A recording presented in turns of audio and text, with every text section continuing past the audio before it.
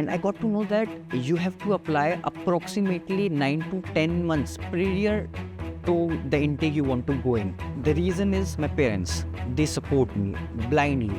Whatever I want to do, they let me. When I went there to give my exam, it was all chaotic. I was not able to speak. So I would just recommend everyone to be more focused on your health first.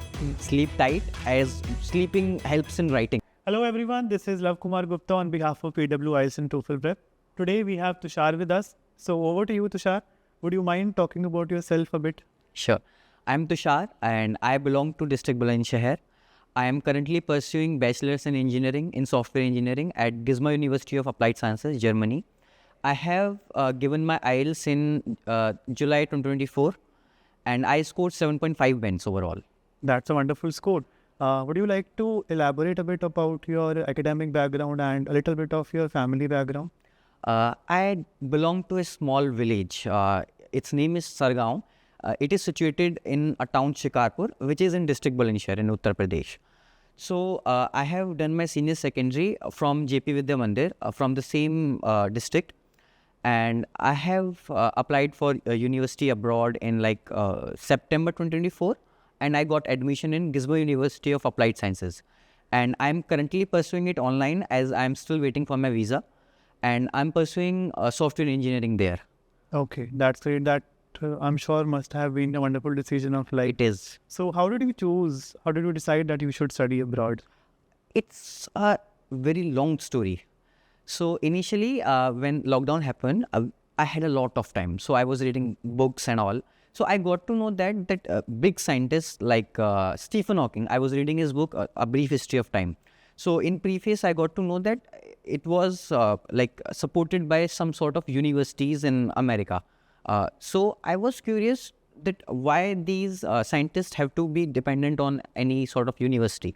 So I looked it up and got to know that every university supports some scientist for in researches and all.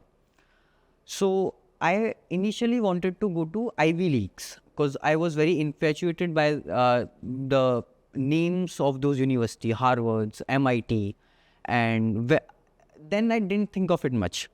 I did my 12th, I gave JEE, I scored 75 percentile, and belonging from a general category, I was very far enough to get into some sort of government college. So I decided, why not try abroad? So then I tried that I should go to Ivy Leagues. I contacted some counselors. I looked up online and I got to know that you have to apply approximately 9 to 10 months prior to the intake you want to go in. So suppose if I have to go in 2025 intake, then I had to apply in 2024 in January or February. So it's a very time-taking process, a long process. And I didn't have that much of time. So I explored more options. Then the option was UK, but it is quite expensive. And I have heard about that unemployment there. So I then decided to move to Germany, and it is quite a good place to study in. And I was selected in different universities, but I chose 𝐒𝐂𝐃𝐈𝐀 University of Applied Sciences, and as that was the only university that was providing the course I wanted to be in. Since you mentioned about the time limit, it was very less. So how did you chalk out a strategy for you which worked out for you in terms of time management?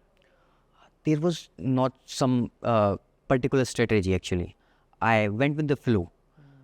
I had many barriers. I had a lot of stoppage, then a lot of time consuming processes like visa, loan and all. You know, it took me 3 months to get disbursement of my loan. Oh. And that was a huge timeline just to get your loan disbursed so that you can apply for your visa. And then I applied for a visa and guess what? I got rejected once. Oh. And the reason was I'm a minor, I'm underage. I'm 17 right now, and as per the guidelines, if you are 17, then you need to have a legal guardianship letter from the country you are going in. I wasn't aware about that. So I just bluntly gave my visa application and I was rejected. Long story short, I applied for my visa again after having my guardianship letter and all those legal stuffs that I had to go through. and now I'm waiting for my appointment. Yeah. So what I can understand is it was the time limit for visa, the situation that you had to encounter during your process of visa. What apart from that was triggering aspect of your study abroad journey? Was it preparation? Was it arranging resources? What comes in your mind? Two things. One is environmental factor and another is internal motivation. I had none. I had no internal motivation. The reason I am going abroad, and that too with a lot of patience, like it has been 7 to 8 months since I applied for my visa for the first time. And the reason is my parents. They support me blindly. Whatever I want to do, they let me. They had supported me in every aspect. They had sacrificed their own needs, their desires, just to support me financially and to support my education. The another thing I mentioned was environment. I had none. Since I told you that I belong to a small village, the people there are like, क्या हुआ अगर बाहर जाके शादी कराया तो? And you feel like, what are they even talking about? I am going to study there. I had no such concept in my mind that I would go and marry there and settle there. And they just bluntly said in front of my face, क्या हुआ अगर शादी कराएगा तो? I made my own portfolio website when I was in 11th, and some bhaiya from like my neighborhood said, ये तो बाएं हाथ का खेल है. So how are you supposed to grow when there are people like that in your surroundings? Yes.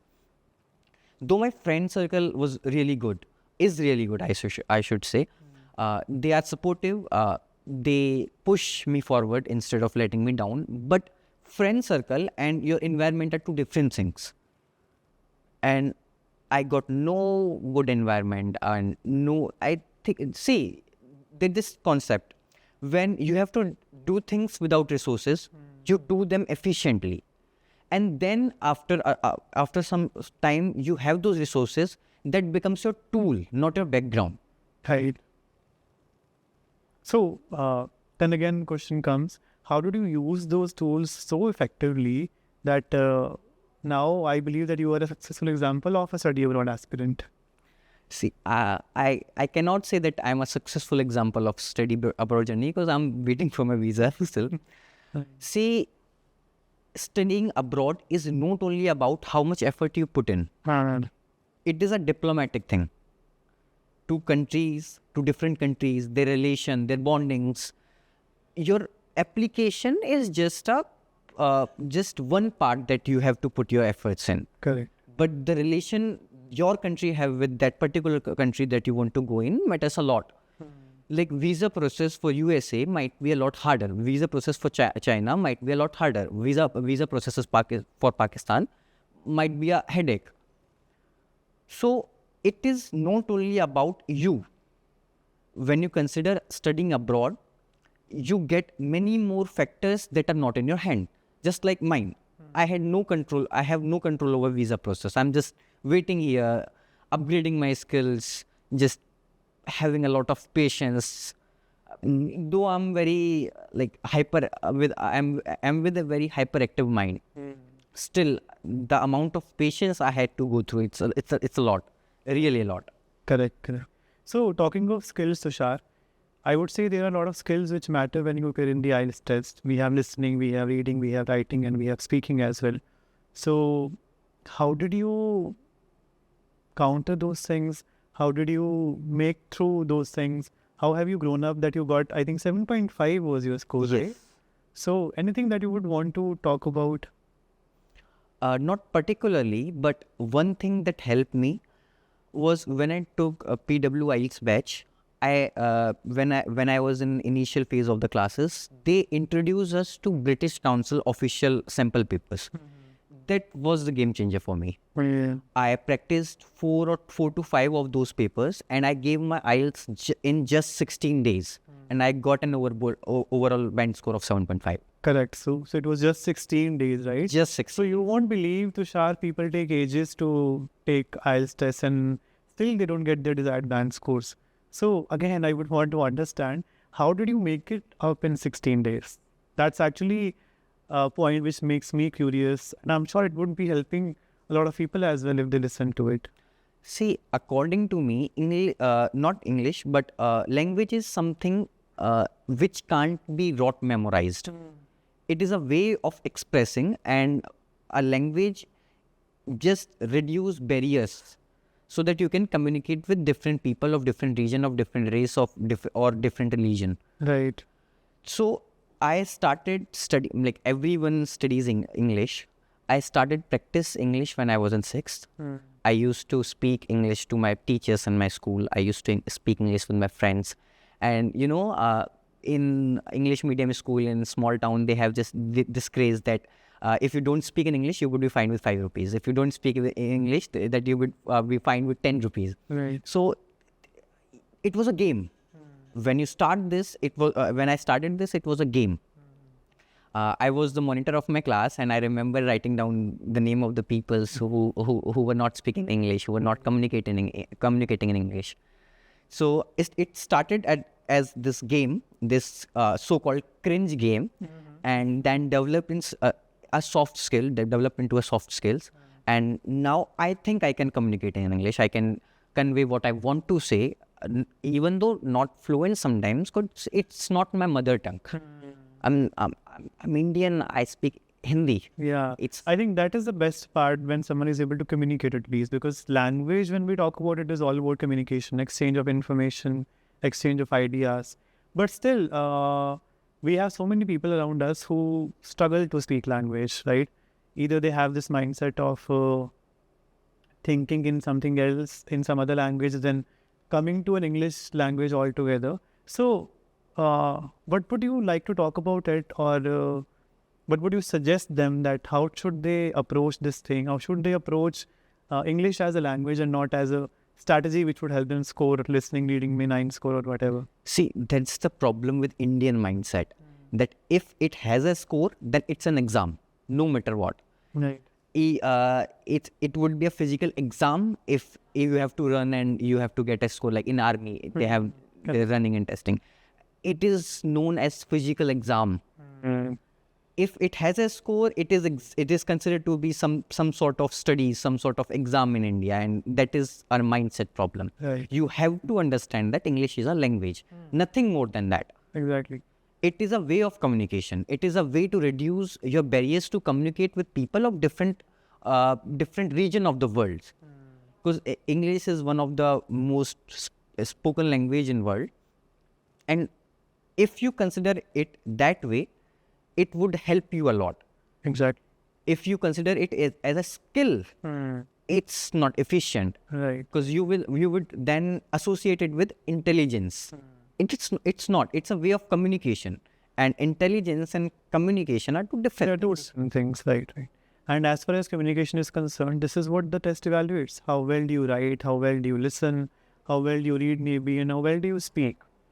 So, again, if I had to ask you anything that you would want to say for people those who are aspirants who are preparing for their IELTS test, as far as listening, reading, writing and speaking are concerned, anything? You have to be mentally prepared, because it's an exam. You have to clear it. For some reason, for most of the people, it's to study abroad. And it's a first step towards it. You have to be mentally prepared for it. Then practice writing. Language comes from practice, not from rote memorization or memorization of vocabulary. That's a misconception in people, that you could learn different sort of words and be difficult to understand, and it's very efficient. English is all about communicating. IELTS is all about evaluating your communication skills. Right. And people consider that if they speak fancy words, then only they are good English speaker. That is not the thing. So consider it as only a language. Start practicing it. The more you practice, the more you would be fluent in it. Start like watching English series, songs and whatnot. Everything on Netflix is in English right now. Every other series you see Korean or they have English subtitles and English dub. So you can switch to that.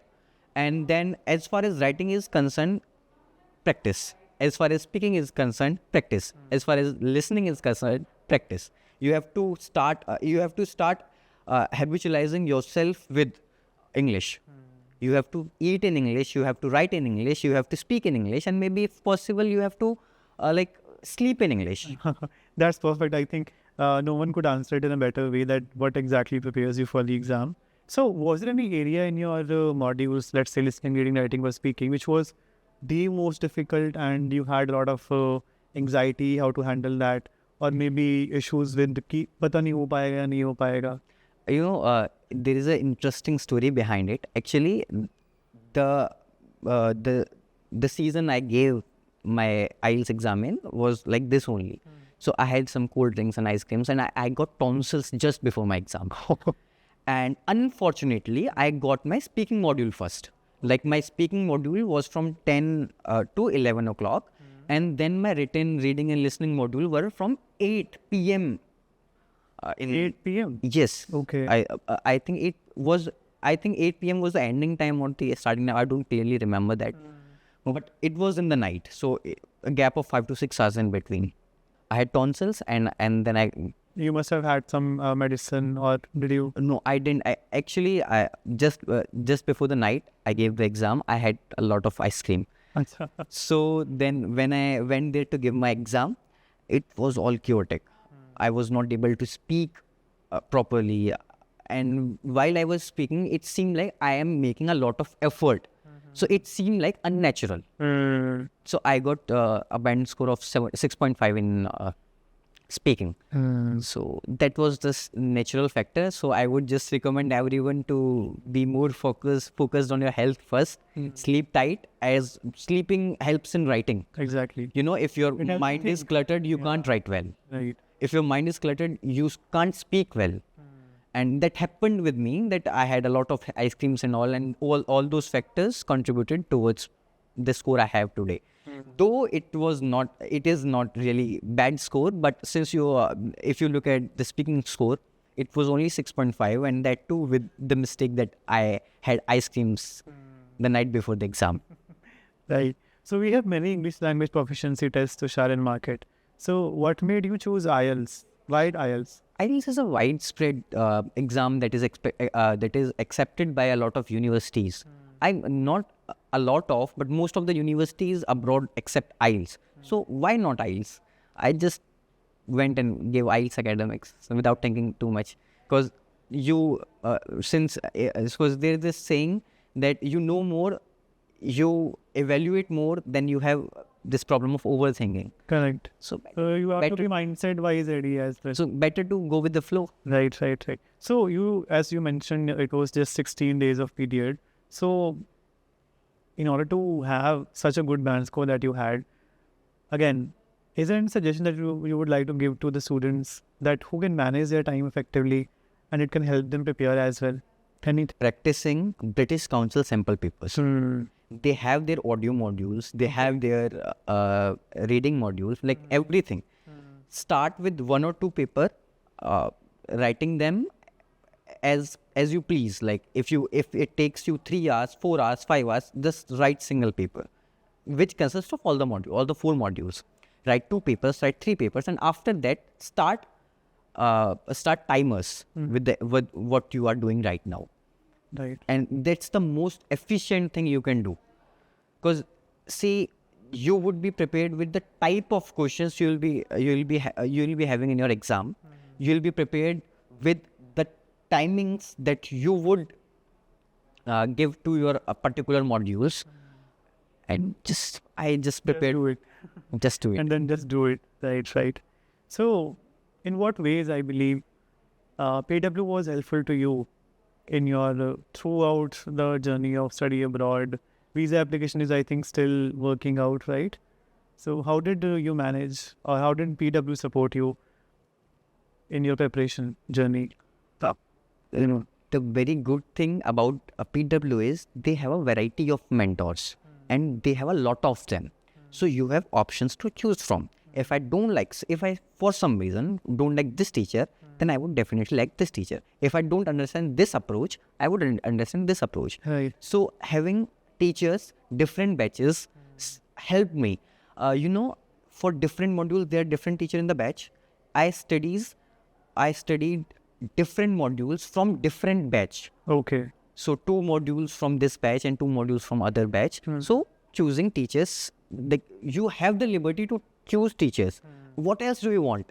Exactly. So when you are able to choose that, where do you want to study? What works best for you, basically? This is what I would like to say, that what works best for you, because there's no strategy which fits everyone. And again, when you have resources, make them your tools, not your background. Exactly. You can't blame PW if you don't score good enough in IELTS. Utilizing resources also. Yes. Right. So you have to utilize them. You have to exploit what you pay for. You have to exploit what you are provided with. Yes. And if you don't, then it's your issue.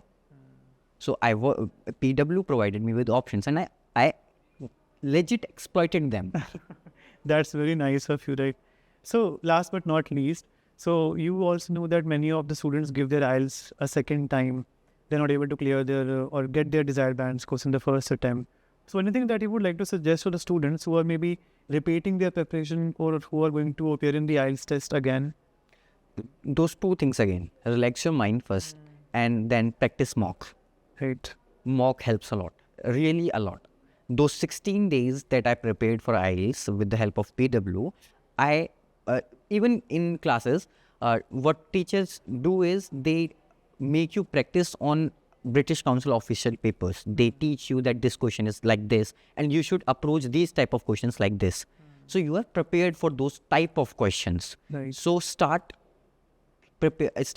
giving mocks, start speaking in English, start living in Get English. used to the interface Yes. you might get in the exam, so that you have less anxiety, you know. And Getting used to is the most easy way to clear IELTS. It's the most important thing, I would say, any student. Yes, if you think that you are speaking in Hindi all the time, you are watching Hindi, your environment is Hindi, and you could clear IELTS, it's very difficult. And You need to know the format, right? yes, That- you need to know the format, and if you speak, you need to know the feelings. Correct. And when do feelings come? They come when you're speaking from heart. And when do you speak from heart? When you know the language. To the Yes, when you connect it to the language. You can't you can't express you unless you are familiar with the language. Bilkul. Absolutely correct. That's very right of you. Okay, so on this note, it was wonderful talking to you, Tushar. I'm sure this talk would be helpful to so many people here around us. So see you soon maybe. And till then, bye-bye. Take care. Nice talking to you.